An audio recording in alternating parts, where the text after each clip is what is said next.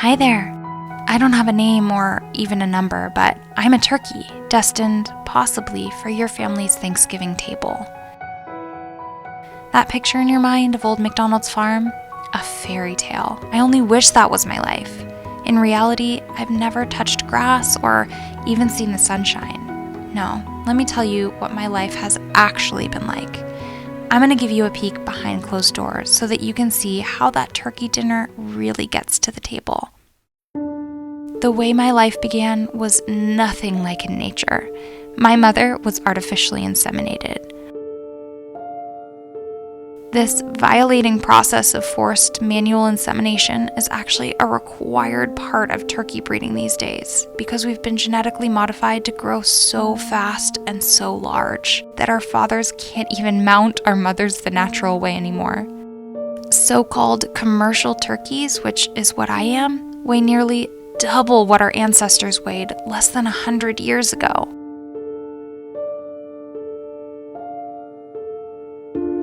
My mom was just 8 months old when she laid the egg that would become me, but she'd never get to meet me. The egg was scooped away from her that same day and sent to a hatchery. My mother was denied the basic decency to care for and protect her child, and I was denied her protection, love, and guidance. That was stolen from us by this industry. My mom continued to be roughly inseminated once or twice a week for about a year, until she was finally killed and turned into lunch meat.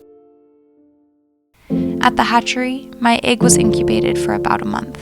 As soon as I eagerly pecked my way out of the shell, seeing the world for the first time, big hands came toward me and grabbed my fragile newborn body. I was injected with all kinds of vaccines because apparently without them, I would likely never have survived the cramped, unsanitary conditions I would soon face. A portion of my beak was then seared off with a laser. My beak is sensitive with many blood vessels and nerve endings, and if that wasn't bad enough, my toes were then violently cut off to remove my claws. This was my welcome to the world. At 1 day old, I was transported to a turkey farm where I was dumped into a massive barn with tons of other newborn turkeys. Our feathers grew to replace our fuzzy down, and my body grew fast. At 6 weeks old, I was dumped into another crowded, filthy, poorly ventilated industrial barn. The smell of the putrid air irritated my lungs. I was hungry all the time, and my body grew so fast that my legs could barely support my unnatural weight. I suffered here for a few months until I reached what they called market weight.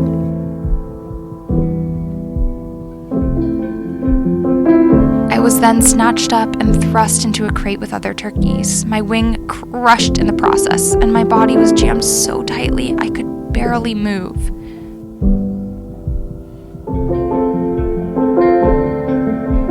The crate was shoved into a truck, which bounded along the road for hours. I felt sick from the motion, and the heat was relentless. There was no water or food. A neighboring turkey in my box stopped moving altogether, and I realized he had died. I wouldn't let that happen to me. I was going to make it. I would survive this. But then, as the truck swerved around the bend and pulled to a stop, I realized that the birds around me who had perished in the truck, they were the lucky ones, because we had just arrived at a slaughterhouse. The inside of this place is truly haunting, worse than any nightmare. The roaring sound of machines are drowning out the final outcries of my brothers and sisters. The stench of death was everywhere. We were roughly pulled out of the transport crates and shackled upside down one by one on a conveyor belt that was moving so fast that the workers could barely keep up. A worker frantically grabbed my legs and flung me up into the shackles. And that brings me to now. Hanging upside down, I can see the line of turkeys ahead of me flapping frantically, fighting for freedom that I now know will never come. I see the line moving toward electrified water, and I watch as their bodies come out limp, paralyzed.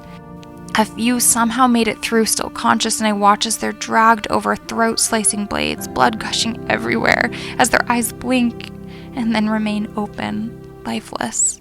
I know I'm next, and I'm scared. I don't want to die. Please, help.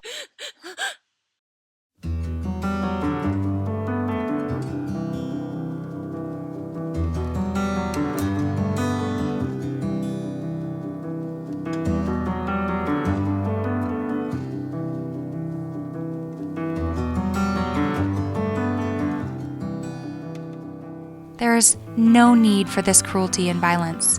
Stand for a kinder world by keeping turkeys off your plate this Thanksgiving. There are so many delicious plant-based alternatives that don't cause this needless suffering. You can find vegan turkey from companies like Gardein or Field Roast. With a little thoughtfulness and creativity, you can start a new, kinder, happier, healthier Thanksgiving tradition. And I hope you do.